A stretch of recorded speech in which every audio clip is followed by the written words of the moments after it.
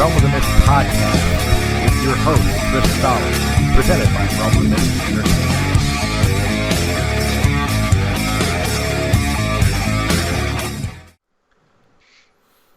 Hey, what's up, guys? Chris Stoller back with Realm of the Mist podcast. It's been a while, but we're back.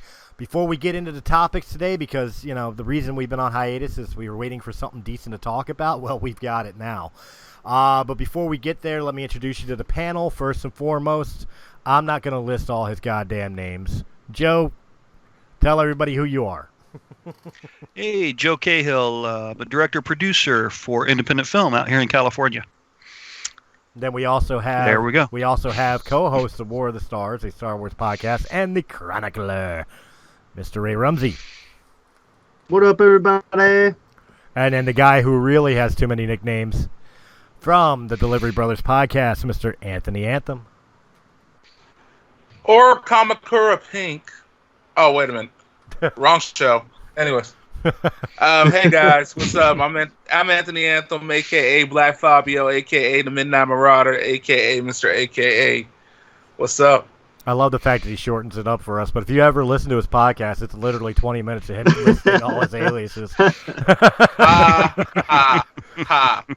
Ray and I did his show.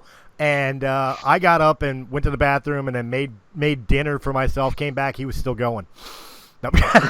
Oh, what an exaggeration.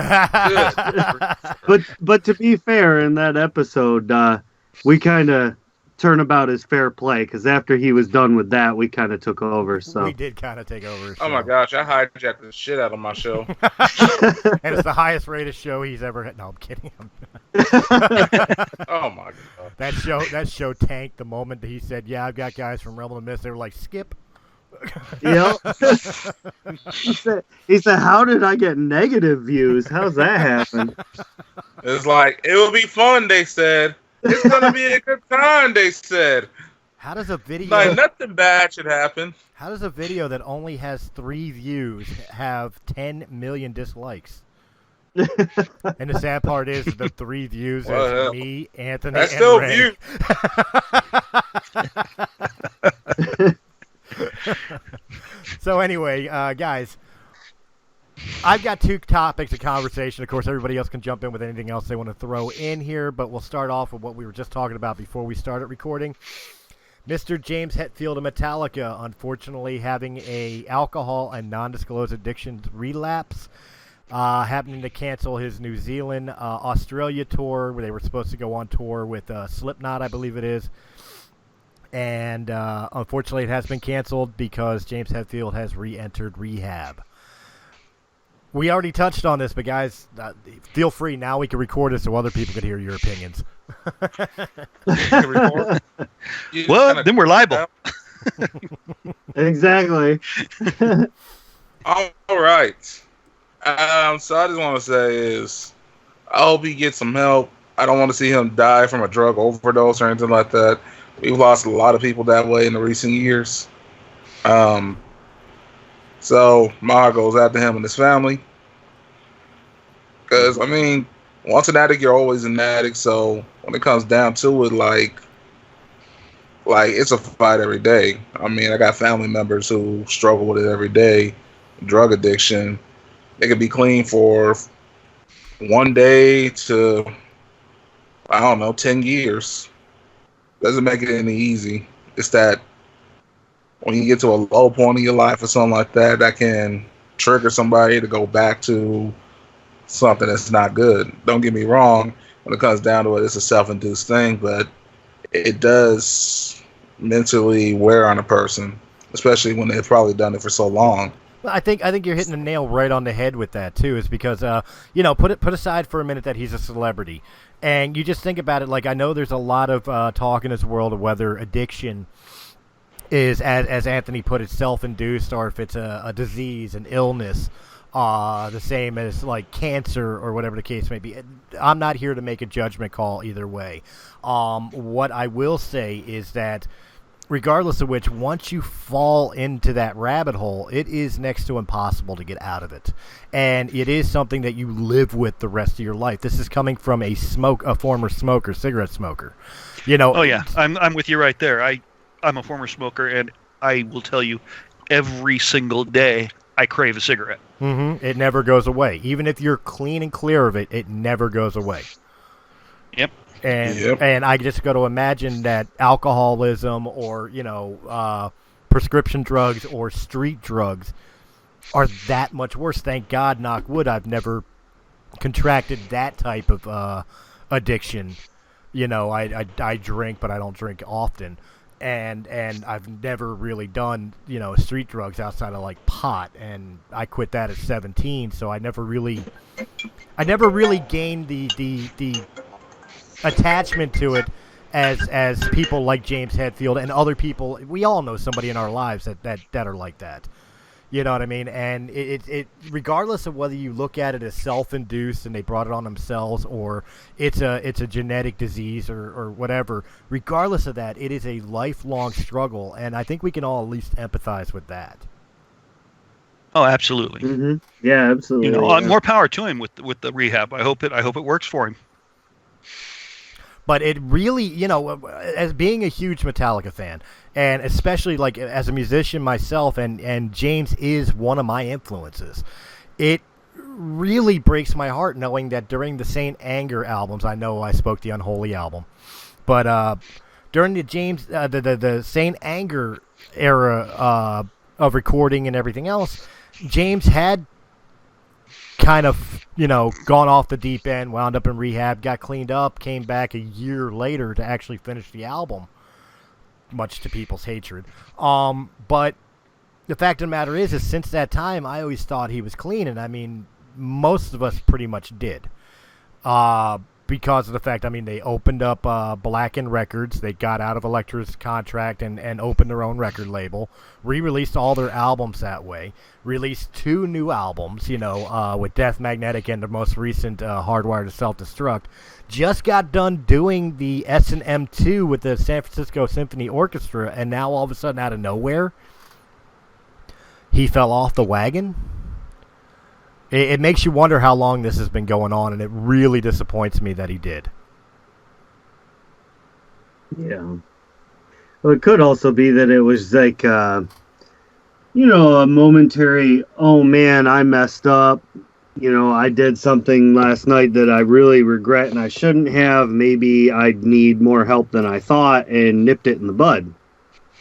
That's a good possibility too, but how many people that have a one-time fall-off automatically run to rehab and check themselves in for another 6 months to a year?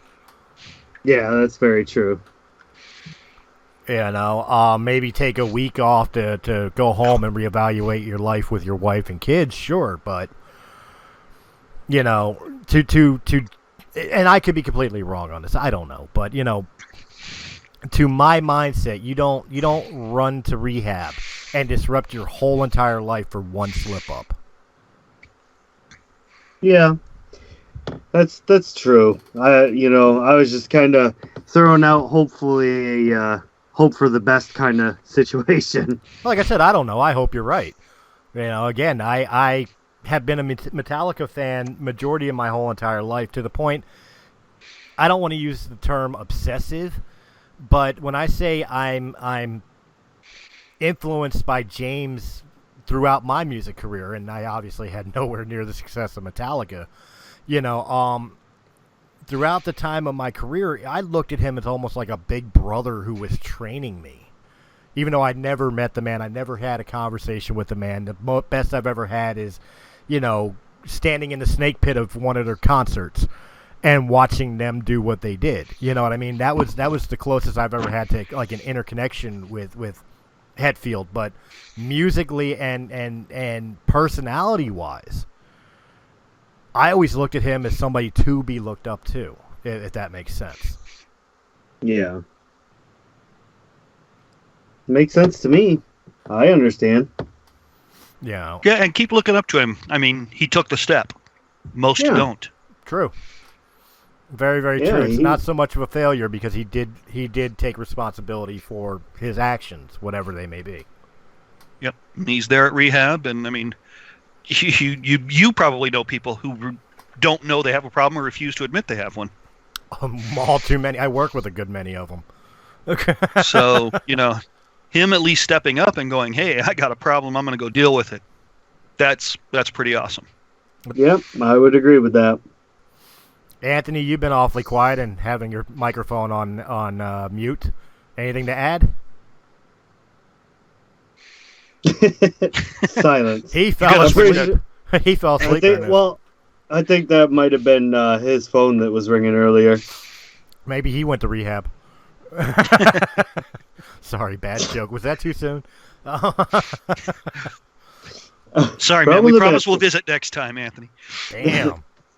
Realm of the Mist, where poor timing is everything. That's it. Well, speaking of poor timing, guys, make sure you're checking out the return of Breaking the Fourth Wall, where it started off interviewing two members of Realm of the Mist and, a couple buddies of ours on another podcast, and has skyrocketed to, God, how many interviews have we done thus far, Ray? Let's see. Well, you and I, or myself and Dave were 63, and I think today we hit 71. Yeah. So quite a few. And I mean, we're talking about people from Grey's Anatomy and Clerks and Ray's done more of the interviews than I have. I'll be honest, but Monday, I'm looking forward to Monday. I step back into my element Monday. Yep, there you go. Yeah, unfortunately, I won't be able to make that one, so I wish you the best of luck with that. I got the honor of talking. I'm not going to do any spoilers, but I got the honor of talking to that guest on the phone, and just an impromptu, hey, get to know him kind of guy, and he's the most chill dude I've ever met. It's disarming. It's disarming when you know the character that he has portrayed for so many years. By the way, guys, he's a professional wrestler, so not to spoil anything, you'll see Monday.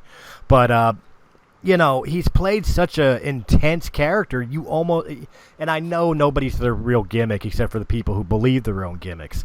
But you almost expect him to be more high-strung than he is. Yeah.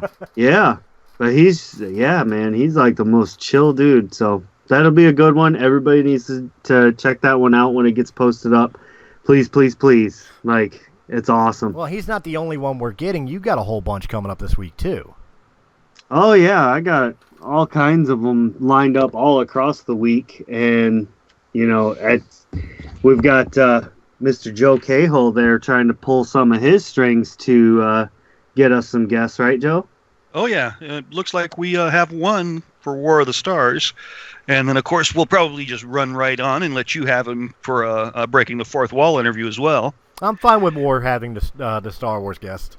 I mean, of course, I want to be involved because I'm a Star Wars fan too. But I don't want to take all the glory and everything else. I mean, Mark's schedule, normal life schedule, has kept him from being able to be involved with the Breaking the Fourth Wall interviews.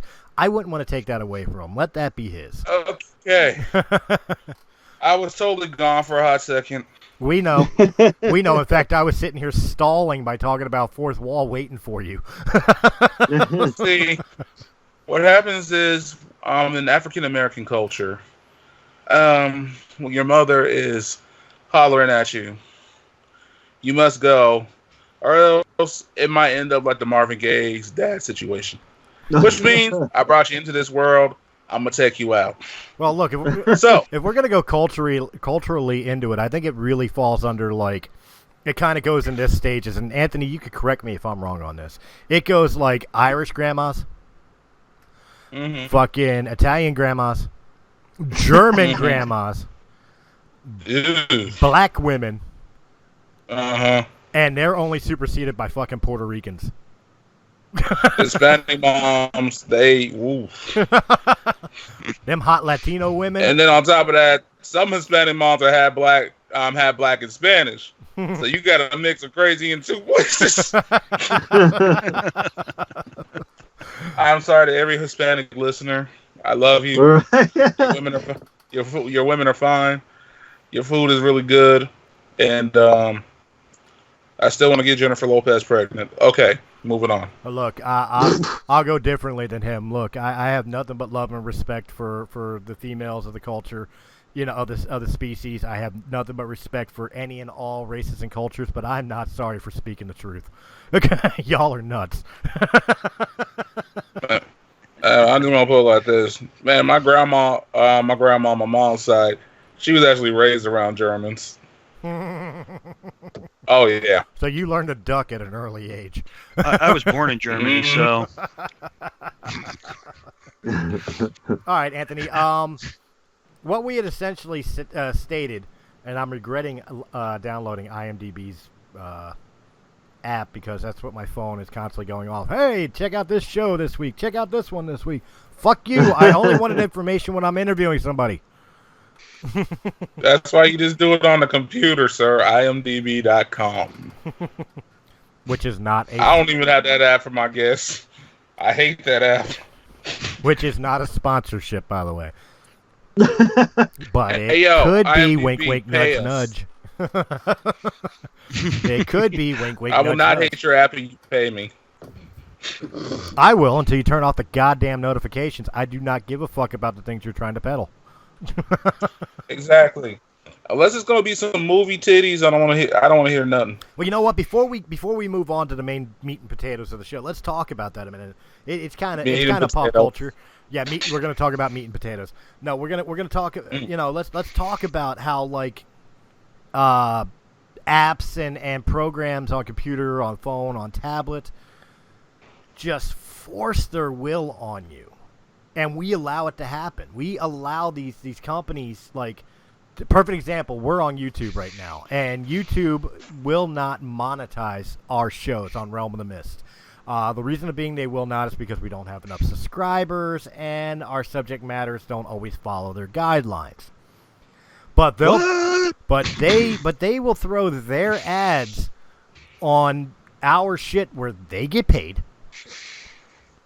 Mm-hmm. And it used to be annoying enough that you would get one ad throughout the whole entire video, and you could skip it within 5 seconds.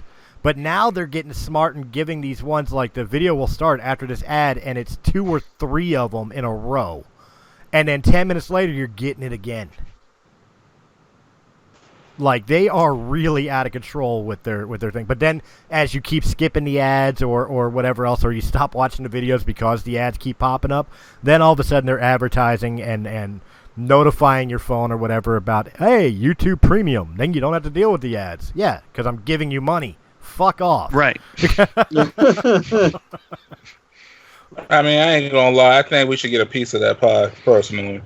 Oh, absolutely. I think it's ridiculous that YouTube's making all the money, and the creators are the ones doing all the work. Facts.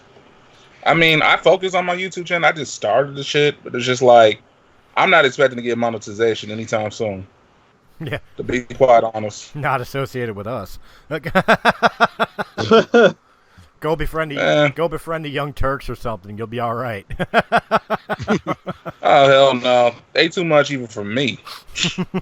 Like, I like them sometimes, and sometimes they get on my damn nerves. Like, I put it like this. If I really want to make this money or whatever, I'm just going to hustle and make it happen. Figure out sponsors, shit like that. Obviously, it definitely ain't going to be the YouTube vids to do it. Oh. Notoriety is a motherfucker. Oh, absolutely. And, of course, reputation is everything. So you've got good sponsors. Keep with it. We've got one. And, unfortunately, if you notice in the most recent videos, we have not been running his ad because there's been some issue within his company. He's still our sponsor, but, unfortunately, some of the things have to be changed, which means we will be re-recording the ads as soon as everything's back in order. So we still have our sponsor. We just can't run ads with the previous ads we had right now. So, but Roger. But but oh yeah, to everybody who loves jerky. Speaking of which, there's a great company called Carlton's Grand Jerky. They're based out of South Dakota. They make a sweet brine style jerky. that will melt in your mouth before it even touches your hand. If you're gonna quote your sponsors on our show, we get a piece of the pie. We want money. Or a piece of the You know jerky, what? as it were. No, I don't care. Go ahead. Yeah. But yo, go to grandjerkysd.com to order yours today. And No fucking joke. That's a real site. grandjerkysd.com. And they're also putting in the buffalo jerky too. Coming soon. guys, remember that. Go get some beef jerky and let them know it's like Realm of the Mist allowed it to happen on their site. So at least send them some of that buffalo jerky. We'll take that. We'll take that for payment. That it's a good handshake. If I get some commish, I'll split it with y'all. But no, I mean seriously, am I the only one who notices this? Like a perfect example, Facebook. Your phone is listening to you, and Facebook is completely just attacking your private life. They are completely invading your personal space. Have a conversation with somebody about anything under the sun. Not on Facebook. You're not on your phone. It's in your pocket, on your desk, whatever the case may be. After that conversation, go on Facebook and tell me you ain't seeing ads for the exact fucking thing you were just talking about. Every time. I know, it's so weird. Like, it creeps me out sometimes because it happens on Instagram too. Well, I'll be sitting there, it's like, I want something that'll make my life easier for doing business. Boom! Application planner. Oh, yeah, and they say it's all their algorithms and everything else, but my buddy Mark and I, we will be driving down to Fresno or Bakersfield or L.A., and so we will go esoteric and just have the weirdest conversation possible. And by the time we get to our destination, we're getting ads on Facebook.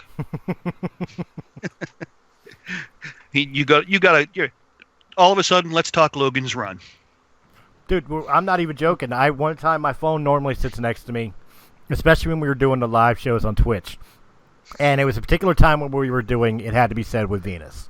And I was having the conversation with Venus about the sex robots coming out. I kid you not. I started looking at Facebook while I was rendering the video. And I had ads for getting a sex bot coming up. Well, that would probably be because you search porn. No, I don't. Believe it or not. Believe it or not, I really don't search porn. I was kidding, Chris. I have Facebook friends that send pictures. It saves me money in the long run. But and Anthony, by the way, you owe me a couple more. What, he's sending to you and not the rest of us? It's like if you're chewing gum, you got to have enough for everybody. I'm telling you. Okay, what am I sending? Hold up. Why are we putting Anthony in something he don't even know what the heck is going on, sir? Yeah, you should definitely. First of all, you should definitely see his sponsored beef jerky. Okay, first of all, it is good jerky. Sweet brine, by the way.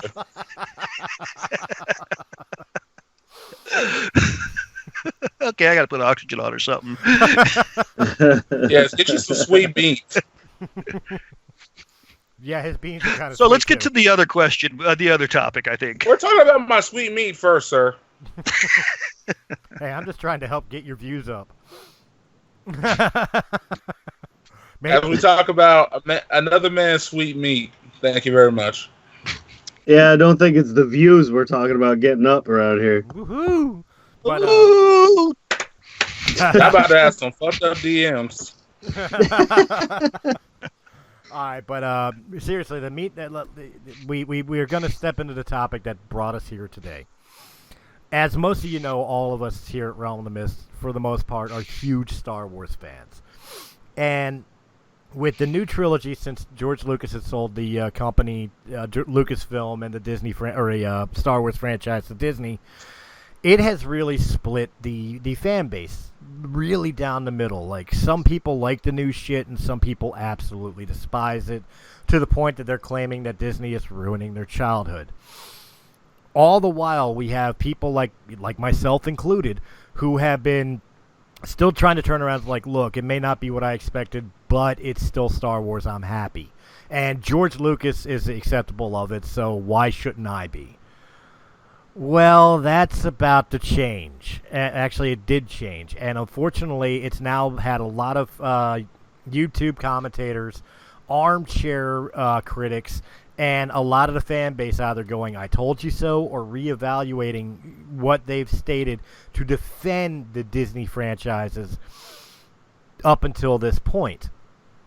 Bob Iger has released a autobiography, I believe it is. I don't remember the title of the book. Bob Iger, for those who don't know, he's the guy who runs Disney right now. He's the head chief. And apparently within that book, it has been made abundantly clear that not only is George Lucas not happy and, in fact, embarrassed by the direction that Disney has taken his beloved Star Wars, but at some parts we already knew, like George had treatments for 7, 8, and 9 that Disney had promised that they would use in their trilogy, and absolutely zero of it has been used. In fact, they just took his treatments and threw it in the garbage. Guys, look, I stated, I joked with it before the show began, that George is crying all the way to the bank with $4.5 billion.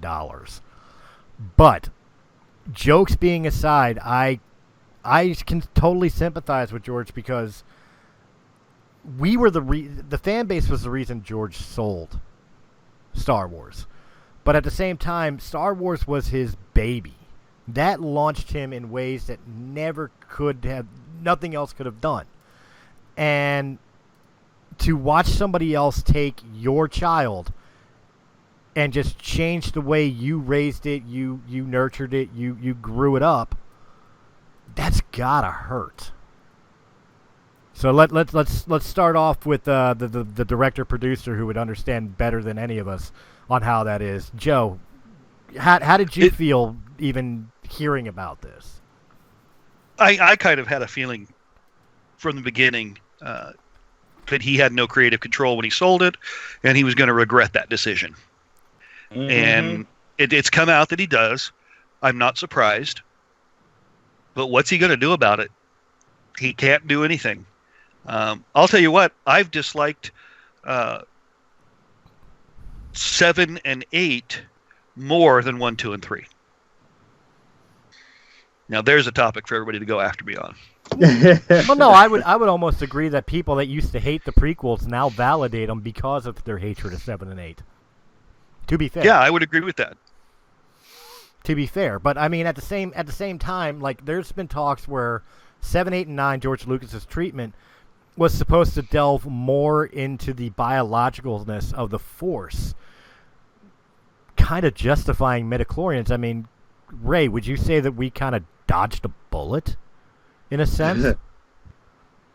Or do you? I think so. I think it definitely would have made things much more convoluted than they needed to be. I think everything was fine back in 4, 5, and 6 when they explained it as, not a actual physical thing. It was more of a spiritual thing.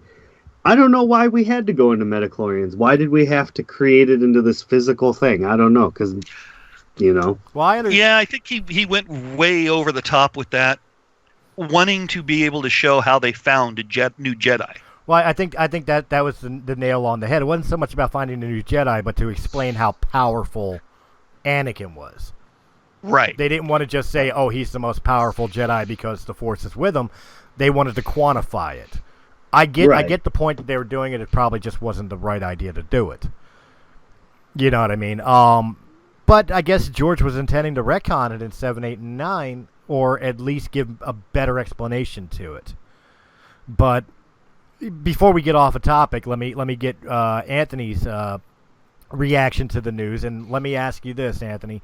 With all that's been going on and what you heard about Bob Iger's book and about George Lucas and his regrets with the Star Wars saga that Disney has been releasing, which, by the way, as of right now, it is still stated that George does like Rogue One, so it's not every Star Wars movie that is released under Disney, just the sequels and, of course, Solo. But has it changed your opinion of the films? Like when you watch 7, 8, Rogue One, or Solo now, does it like this isn't Star Wars now, or does it matter in one way or another? For me, I enjoy the movies, but yeah, I mean, as a person that grew up watching these movies, yeah, I've had my questions myself, but I understand that this is from a different creative eye. Of course, it's not going to be George Lucas's Star Wars. I already figured that one out. I mean, heck, this version of Star Wars is more cynical than the old school ones in a lot of different ways. But I'm a person that has a cynical thought every once in a while, so for me, it's sort of like it kind of matches my personality. It's definitely from a darker concept than even the original ones. And I mean, I enjoy what it is for what it is, because at the end of the day, I got to see another generation of Star Wars. I've gotten 2 generations in just one lifetime. Like the first, like, you know, like the mid 3, since technically it is mid 3. Those episodes I saw when I was a kid, and then when they came out 1, 2, and 3, I was like, dope. We get to see kind of more of the story behind what happened to the Star Wars that, you know, came out in the 70s, because those are older movies. And then this generation gets Star Wars too. It's everything always I've always expected a change in it, to be quite honest. I like that, Anthony. My only problem with 7 and 8 is they're just 4 and 6 rehashed, or 4 and 5 rehashed. Yep. I mean, if Disney went original, that could have been cool. I don't know. I don't remember. I don't remember a slow car chase in 5. Look, here's my thing. And you know what? I have yet to remember a mother about your mother joke in any of the original 6 Star Wars movies. Well, there's going to be some differences, like in number 4, you know, instead of a planet destroyer, it was a system destroyer. Come on. There were some changes. Yeah, but they kind of. But it was just a big upgrade. It was just those that big. But they did kind of play it off. I mean, Harrison Ford's line of "Okay, so it's bigger," like, you know, was perfect. Yeah. You know, it's like, yeah, here we go again. You know. But that's, you know, some Disney could have gone and should have gone original. I mean, it's Star Wars. Take the story in another direction. Well, here's a question I'll ask everybody here. Besides Episode 9 getting ready to release, and of course we got the Benioff and Weiss saga coming up, which as of yet has all been announced as an Old Republic series, which people have been clamoring for a very long time. We have the Rian Johnson trilogy, although we don't know when, and now I'm starting to see shit about Kevin Feige having Star Wars films. Marvel's Kevin Feige. Do you think that the revelations that Bob Iger basically, you know, and the Disney Corporation screwed George Lucas, the maker, the creator, and that George is extremely unhappy about it, do you think this is going to hurt the franchise moving forward from Episode 9 on through? Are the fans going to be turning around going, enough is enough, or are we still going to be like, yeah, we'll bitch about it all we want, but we're still there opening night? Well, from my viewpoint and from what I do for a living, I'm going to regret saying this, but fans say they're never going to watch something all the time. But the box office never seems to match that. True. Right. You know, when you got a big series like, look at Star Trek. The new 3 movies, they still made plenty of money, or they wouldn't have gotten 3 of them. They weren't terrible. No, they weren't terrible. And the fans went crazy. Oh, it's not the original crew. It's not even in the right universe. And they still went out and bought those tickets. But that was the reason why they did it. We're talking about with the sequel trilogy, we're talking about something that's supposed to be an established storyline. It's not Star Wars' Kelvin timeline. No, but that's what I'm saying. Disney should have gone another direction and still stayed on the established timeline. True. Let's see the Old Republic. Let's see the reformation of the New Republic and a new enemy, instead of the amount of time they skipped to there's a new empire and it's already about taking over everything. I think a lot of things. Right. I think a lot of things were left unsaid in it too, and I think Ray, you and Mark and Joe could delve into this harder than I could. Come War of the Stars, but I mean. It's true that in this new trilogy they really haven't established who's in charge of the galaxy. I mean, in the prequel trilogies, the Republic was in charge. We knew the Republic was in charge until its downfall and became the formation of the Empire. In the original trilogy, the Empire ruled with an iron fist. Since Force Awakens, is it the New Republic, is it the Resistance, or is it the First Order? Is the First Order that much of a threat, or is it just a terrorist cell? Like, nothing's really explained as well as I think it should be. Right, and I'm wondering if that's one of George's problems. If a lot of those questions were going to be answered, were we going to start closer to, did he want to start closer to the end of Jedi? Mm-hmm. Because, like we said, the one he's liked so far, Rogue One, smack dab in the middle. And was also the one that paid the best homage to the original trilogy. Exactly. Unlike Solo, which was just Fast and Furious in the Star Wars universe. Plus, you know what? He's got an ego. Look what he created. He's got a big ego, and Disney bruised it. Yeah, but when you create something like that, can you blame somebody for having an ego? Nope. Not for $4.5 billion. Man, he felt like the big dick in the locker room. Let's just be honest here. Well, that's it, dude. Everybody plays in his sandbox, but we all see the trench from his fucking nuts and balls dragging across. This guy has a right to his ego. Right, and you know what? He's not the one that came out and said he was mad. That is true. He kept it in stride the whole entire time. He still showed up to Star Wars celebrations. He still showed up to premieres, smiled, shook hands, said, "Yeah, I'm happy with it." Blah blah blah blah blah. But I mean, showed up on set of Solo, shows up on other sets, shakes their hands, the actors, the directors, and says hi to them. The only time I ever saw anything, and I'm not even sure about the validity of it, but apparently there was an interview a while ago where he compared Disney to white slavers. But I think it was taken completely out of context or something of that nature. White slaves, huh? But that's about. Well, he is married to a black woman, so he probably got it from his wife. But I mean, like that's the only negativity I've ever heard out of Lucas selling the company, and proclaiming that Kathleen Kennedy was him, the one to succeed him. Which we all know that Kathleen Kennedy was definitely somebody who took George's vision and completely flushed it for her political points of view and everything else. It's another conversation that we've had numerous times before. But to know that the company itself, Disney, which I don't know why everybody's so surprised, a major corporation screwed a little guy. In other news, water is wet. But at the same time, it's we look at it and it's like this is more than just a movie. This is American folklore. This is childhood nostalgia. This is fucking Star Wars. It's so ingrained in our culture, our worldwide culture. You got people in the political arena talking about globalism. Star Wars is globalism. It's the one thing that unites all of us. One of the few things. Right. And Disney just turns around and, pulls out its mouse cock and starts slapping everybody in the face saying, "No, you'll bow to my way." Ah! And like how as a fan base should we take that? And, notwithstanding what George Luke, went through, but us as a fan base, how are we supposed to take that? How should we take that? How should we, or how do they expect us to? Well, I don't care how they expect. They expect us. They expect us to pay our money like good little fucking mindless idiots.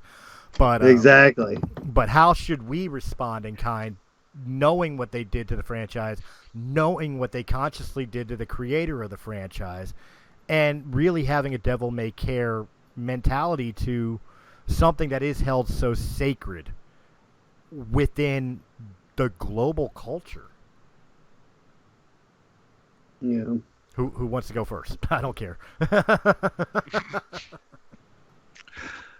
Well, and I think if George made that comment about Disney, it was probably more on how they treat the theater owners,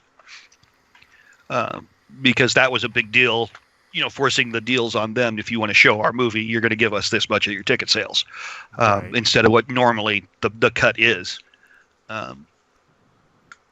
But wow, that's a big topic. I don't know if we have time to get into that one. Well, I mean, because it's going to get me in trouble. I mean, it's not the first time Disney, especially, has done that. Look at the deal with Sony and how the MCU almost lost Spider-Man, which, as of the recording right now, apparently Spider-Man is back in the MCU. But the original deal, and I don't have the full topic in front of me, but the original deal for Spider-Man was like Sony gets majority of the money and Disney gets something like 5%. Marvel. And guess what deal Disney got out of this one? I don't know. What? 5%.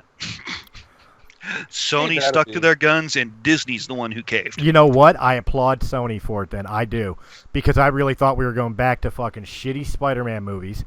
And that Disney in its infinite greed, because I'm sorry, the Marvel Cinematic Universe, if anything in this world makes money, it's the cinematic universe of Marvel. Oh, 5%. In all respects. 5% of one character in the Marvel Cinematic Universe isn't enough for you? I'd take it. I would take 0.5% of that take. Give me a nickel out of every $100 and I will still live the rest of my life comfortably. Shut the fuck up, Disney. You know what I mean? Yep. They're greedy. They're always going to be greedy until they own it all. And one of these days, I think the next time they try to purchase a big studio, we're going to finally see some major antitrust stuff come up. Yeah, I believe that too. It came real close with Fox. I think the next one, we'll see it. Well, who would be the next one? They've bought all the major competition. Well, Sony's still out there. Is Sony really competition? Come on. What about Viacom? Well enough that they were able to hold their guns and say, "You're not going to do Spider-Man for that. You're going to give us our You're going to keep the 5% and be happy with it." So, what about Viacom then? Oh yeah, Viacom, Paramount, they're out there. Oh yeah. All right, well that's what I'm saying. That's a fair trade then. Joe, you're a huge Star Trek fan. How would you feel if Disney announced that they bought fucking CBS and Paramount and now own the Gene Roddenberry franchise? Now they would kill the franchise. Even though it is probably the most politically correct franchise in history, they would find a way to ruin it by introducing their own political aspirations to it. Oh, you mean like STD? Sorry, but it's the truth. Yeah. Yeah, let's make a Star Trek that's so cerebral, not even Star Trek fans can watch it easily. Hopefully they fix that issue with Picard. It looks good so far, but I mean, neither here nor there. I mean, we're talking about franchises. Like, what if they bought New Line Cinema and all of a sudden Disney now owns fucking Lord of the Rings? Yeah. See, now we're looking at where we're going to see antitrust issues. Mm-hmm. They're going to own. They can't own everything. We hope. Well, I mean, it doesn't matter anyway because a wise movie that I watched back when I was a kid kind of already predicted it, and as we all know, Taco Bell will win the franchise war. Not without the little Chihuahua. That was already predetermined by Demolition Man. Yep. As a matter of fact, how would you like to interview one of the cops from Demolition Man on Tuesday? On Tuesday? Let me see what I got Tuesday. Depending what time, I will make that happen. All right. That is a good day for her, so I will get back with you after the show. Just no sex. Fantastic. Just no sex thoughts. I've seen that movie. We're just going to talk about the shells. Oh my God. He doesn't know how to use the 3 seashells. I have the meme on how to use those. I'll send it to you, Ray. Perfect. Go to your room, sir. You're grounded. So yeah, again, I will ask everybody here. In your opinion, do you think these revelations coming out is even going to have an impact on the Star Wars franchise moving forward? No, it's not going to change a thing with Star Wars and with Disney. Yeah, I don't think so. He put it in there because it's going to sell more books. Yeah. Mm-hmm. Even if it did make him look like kind of the ass in all this, I mean, let's face it, he didn't have to put that in there, but he did. Right, and any publicity is good publicity, good or bad. That is true. When you're a company that size, oh, what else did he say about George Lucas in that book, or who else did he dish dirt on? I better Right. go buy that book and read it. Well, I mean, look at what happened. Well, I don't remember exactly when it was, but it came out that Walt Disney himself was just an out and out racist, and that changed nothing. He Didn't was slow super down racist. sales at all. Yeah, because people still love Disney movies. They're like, well, the motherfucker's dead. Yeah, but you know what? There you go. All I'm thinking about is the Family Guy non sequitur about Walt Disney being frozen in carbon, cryogenically frozen, and he opens up the lid, cuts to the scene, and he opens up the lid. Are the Jews all gone? No, sir, the Jews ain't all gone. Damn! And he goes back into cryogenic freeze. He gonna be in that motherfucker for a long time then. Yeah, but I mean, even I epic mean, epic rap battles of history did it. When Epic Lloyd and the other guy, I forget his name, Nice Dan, I think it is, did Stan Lee versus Jim Henson, and it started like a typical rap battle where it's like one's talking about his franchise and how great it is, and the other one's talking about his franchise and how great it is, and then they started ending it with paying respect to Jim and his legacy and how he died too soon, and then all of a sudden you hear like MICKEY, and here comes fucking Walt Disney. He's like, I own all of you. Get your fucking asses back to work. Yeah. Some child slave labor shit or something. And Which, little caveat in there, speaking of Jim Henson, if anybody has not yet watched the new Dark Crystal, I highly recommend it. It was excellent. I was kind of worried about it because you know how sequels go, but this was pretty darn good. but I couldn't get past episode 2. oh wow, really? Yeah. What Just- made you? I haven't watched it yet because I've been scared. I mean, I talked to one of the actors of the show, like religiously, and I don't want to like turn around and finally have to tell him to like, yeah, I didn't like it. You know, You what watch it, then we'll talk. You know what I mean? So it's like Because you may like it, love it like Ray, or you may be more like me, or you may be somewhere in the middle. And that actually would make a great episode of our OTM after you watch it and the three of us get on. Yeah, that'd And then be we'll cool. have Anthony, be the ringmaster and keep us from going at each other's throats. he's the, Oh my god. he's the referee. Are you ready? Are you ready? Let's get it on. Well, one last tidbit of Star Wars. This popped in my head. I was at Walmart the other day, and doing normal food shopping and shit like that. And I'm actually shocked. We're going into the month of October here, and I'm wondering if you guys have noticed this either, and if this is a ploy or if this is a good thing or a bad thing or what's going on. What do you think Disney is thinking?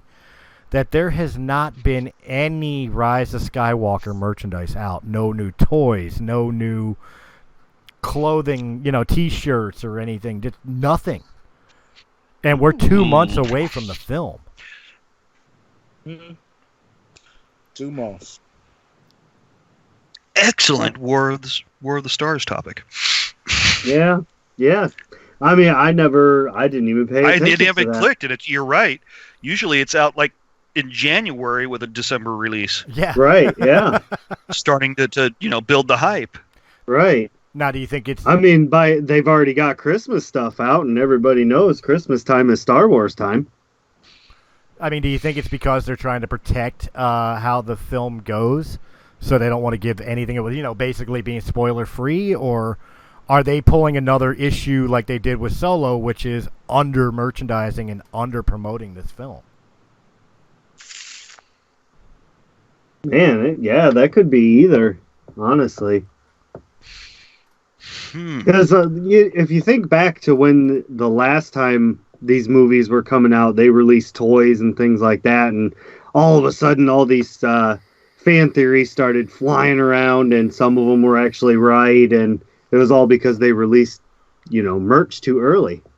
But it's not just Rise of Skywalker either. If you think about it, like think of the toy lines. Where are the Mandalorian toys? Where's the announced Obi-Wan Kenobi toys? This weekend when I was at Walmart yesterday, and I went through the toy line. I saw. Oh, I found why. I saw. You know, WWE. The Triple Force Friday on October 4th, 2019. They will be dumping all their Star Wars merchandise onto the market. Oh, there you go. Oh wow! But again, October 4th. Huh? But yeah, it's gonna be Rise of Skywalker, Kenobi. Basically, everything's gonna be all new stuff for all of them is gonna hit on that date. It says.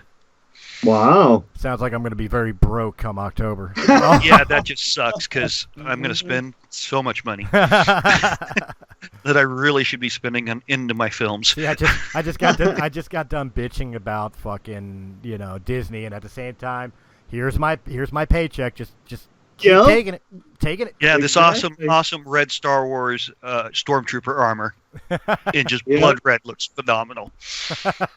I don't know if you've seen that or not yet. The Sith Trooper, yeah. Yeah, Anna Voss, here I come. Where do I swipe my card?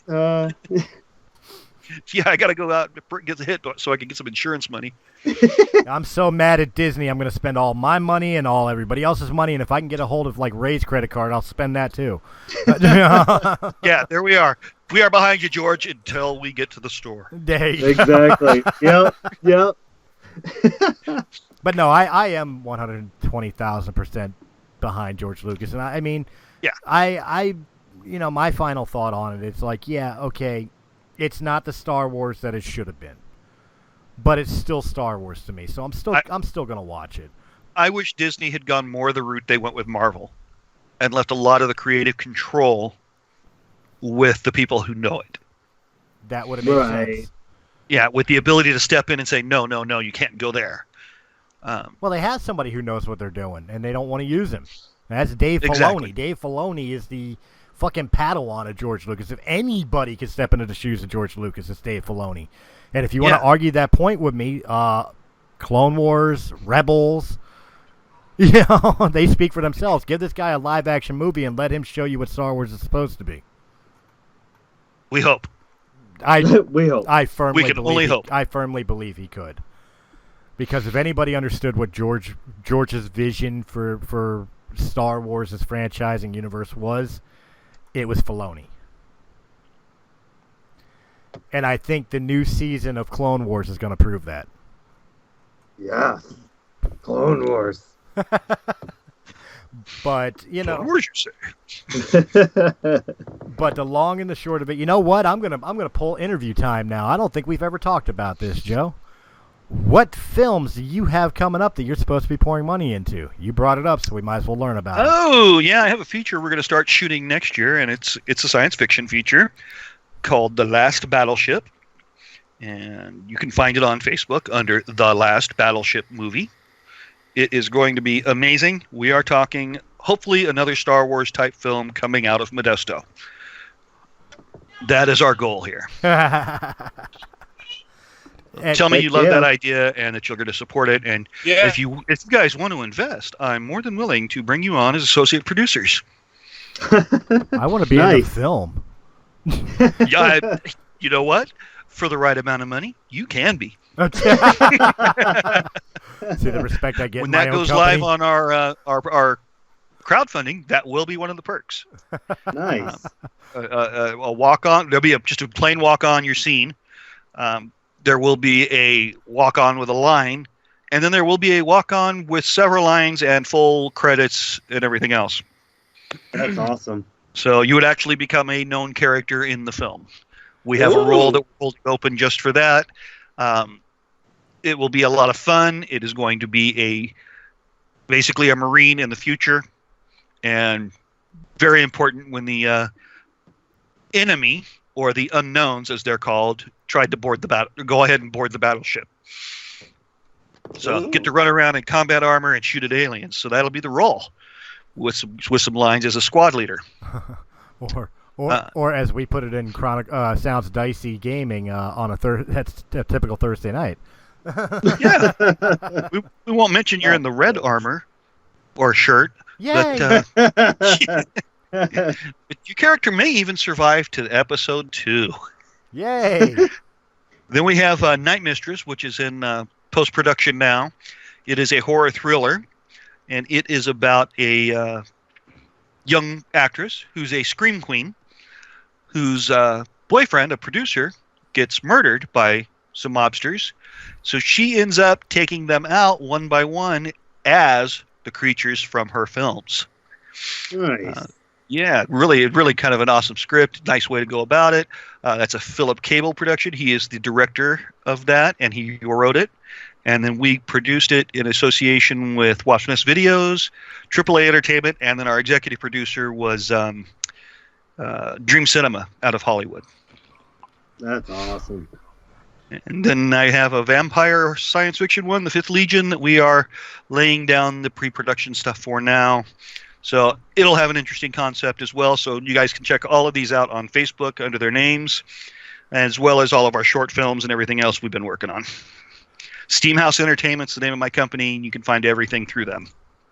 And I'll make sure Joe sends me the link to be able to put in the description down below the YouTube and Anchor episode releases of this episode. So, and of course iTunes and everything else. It shows up everywhere. So make sure you guys click that link to be able to not only check out the upcoming projects, but to be able to support them. Please. And speaking of people on support, Ray, why don't you go ahead and tell them about what you do when you're not sitting here shaking your head at everything that comes out of my mouth? Oh, dear God. Where to even start? So, first and foremost, I am the chronicler in Chronicles of the Lost Realm, putting you guys through your paces and whatnot, and shaking my head there, too, ironically, you know? Who wants chowder? Yeah. That was a good episode. I laughed pretty hard at that one. You missed out on that, Joe. You really missed out on that one. I hope you listened to it at least. Yeah, I have it on my schedule. It's been a rough week. I'm co-host on War of the Stars, a Star Wars podcast, and side by side with Mark Tolley and Joe here, we tackle the real tough issues of the Star Wars world. And then as of late, the newest thing to kind of add to my docket is helping Chris out with the hosting duties of Breaking the Fourth Wall, and which is newly reformatted as a interview show. Those are actually, I think, Chris, we discussed just catch and release. As soon as we get them, we're going to put them up. Pretty much. I mean, for example, the interview I'm doing tomorrow will more than likely see airtime either late tomorrow night, if not the morning of the day after. So basically right. Tuesdays. But essentially that's the way it's going to be, is once we get the interview, because we're winding up with so many, and I feel bad because, we're recording them, we're putting them in the bank, and we're releasing them once a week. There's some, we were so behind on interviews that we had that it would be 2 months down the line before their episode would air. You know exactly. what I mean? Yeah. So it was finally like, you know what? Screw it. It's just going to release when we get it. Yeah. Yeah. So, as far as where I can be found per se, Chronicles of the Lost Realm is kind of my moniker. You can find me on Instagram and Facebook under those names. And I recently have moved on to the big and better world of Twitter, so you can find me Chronicles of the Lost Realm at Twitter as well. Oh, you poor child! And who the hell is snoring? Mr. AKA Rip Van Winkle. Oh, we kept him riveted through this episode. I'm sorry, guys. I passed out. I am out of it. So I had to drive a lot yesterday to get my DJ gig, so I'm just kind of burned out. Then I had to go return the equipment to my company, and I'm just kind of. All right, well, why don't you go ahead and tell everybody where they can find you and what you're about, and then we can let you go to bed. Okay, so this is Anthony Anthem, a.k.a. the Sleepy Dwarf. Wait a minute. That ain't copyright infringement, is it? Disney ain't going to come after us for the Sleepy Dwarf thing, right? I know a dude named David Montoya. He told me Disney called him because of the fact that he got this dude named Sam Quasman who does the voice of Donald Duck. Right. And they were getting on him because of the fact that It's like you're using Donald Duck. So using in his likeness or whatever, and had Disney's law team call him at 7:30 in the morning in California. All right, Nice. let's be real about this, guys. I don't care what side of this political spectrum you sit on. I don't care if you're all for like Green New Deals or the feminist movements or whatever else. Why are we wasting so much time on Donald Trump when the real evil is the fucking corporate mouse in Florida and California? Hello.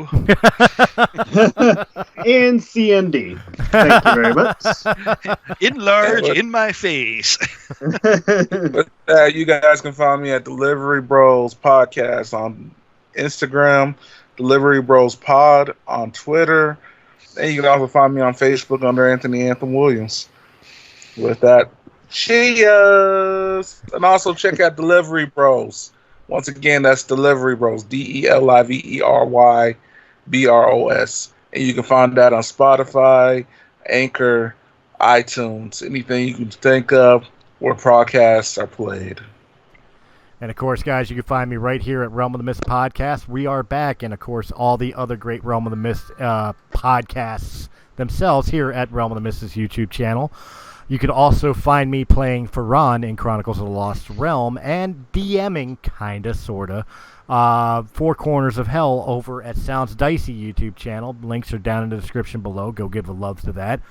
Like, subscribe, comment, share all the videos, and, of course, check us out on Anchor.fm or wherever quality podcasts are heard. Thank you very much to my panel, and thank you very much, guys, for checking in, and we will be back for some more Realm of the Mist podcasts very soon. Have a good night, guys. Free beer and white women for everybody. See y'all later. By white women, Bye. he means me in a dress and tucking. Have a good night.